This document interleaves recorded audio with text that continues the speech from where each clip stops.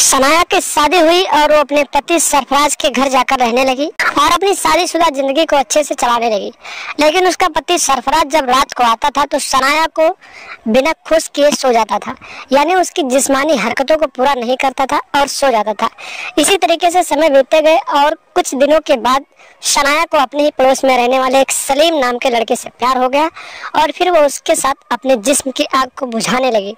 और इसी तरीके से समय बीतते गए। एक दिन सलीम को बुलाकर सनाया अपने ही घर में अपने जिस्म की ताकत को दिखा रही थी, तभी अचानक उसका पति सरफराज आया और फिर इन दोनों को रंगे हाथों पकड़ लिया। और उसके बाद जब इन दोनों को रंगों हाथों पकड़ा तो फिर उसने पंचायत बुलाई और पंचायत में जो हुआ उसे सुनने के बाद आपके रोंगटे खड़े हो जाएंगे। नमस्कार दोस्तों, स्वागत है आप सभी का हमारे एएसएन क्राइम अफेयर चैनल में। दोस्तों, एएसएन क्राइम अफेयर चैनल को आप सभी लोग सब्सक्राइब कीजिए, वीडियो को लाइक कीजिए और वीडियो को ढेर सारा शेयर भी कीजिए।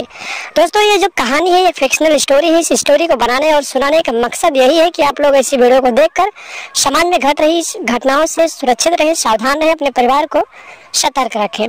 सनाया की जब शादी हुई 22 साल की उम्र थी। 22 साल की उम्र में उसकी शादी हुई। सरफराज नाम के लड़के से जब उसकी शादी हुई तो फिर वो अपने घर जाकर रहने लगी।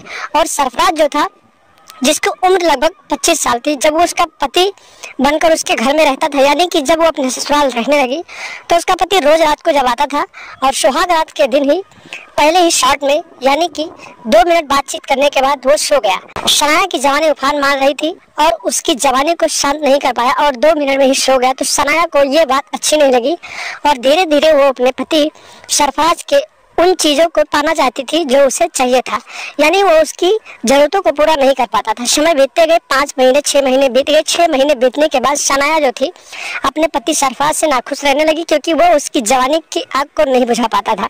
समय को देखते हुए सनाया ने बगल में रहने वाले एक सलीम नाम के लड़के से प्यार कर लिया और उसके साथ अपने जिस्म की आग को बुझाने लगी। सलीम सनाया की आग को इस तरह बुझाता था कि उसकी आत्मा तृप्त हो जाती थी और रात रात भर वो सलीम की बाहों में रहती थी। समय बीतते जा रहे थे और करीब 1 साल बीत गए। 1 साल बीतने के बाद एक दिन की बात होती है, रात के करीब 2 बज रहे होते हैं। सनाया अपने प्रेमी सलीम को अपने कमरे में बुलाती है और उसके साथ अपने जिस्म की आग को बुझा रही थी। तभी अचानक उसका पति सरफराज जो था अपने काम से वापस घर आ गया और रात को जब वो घर पहुंचा तो उसने दरवाजा खुला देखा और सीधे घर में एंट्री मार दिया। और घर में जाकर उसने देखा कि उसकी पत्नी सनाया बगल वाले सलीम के बाहों में आपत्तिजनक हालत में थी। जब उसने अपनी पत्नी को इस हालत में देखा तो फिर वो परेशान हो गया और इन दोनों को बुरा भला कहने लगा। लेकिन उसकी पत्नी ने उससे लड़ाई करना शुरू कर दिया।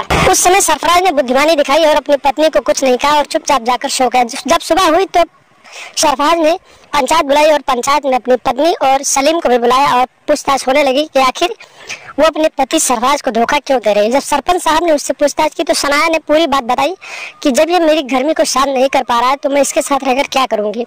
इतना सारा जवाब सुनने के बाद सारे पंचायत के लोगों के मुंह खिले के खुले रह गए और फिर पंचायत के लोग वहां से चले गए। उसके बाद सनाया भी अपने घर चली गई और कुछ दिनों के बाद सरफराज ने सनाया को तलाक दे दिया और फिर वो सलीम के साथ निकाह कर अपनी जिंदगी आगे चलाने लगी। तो दोस्तों, सावधान है, सतर्क रहे।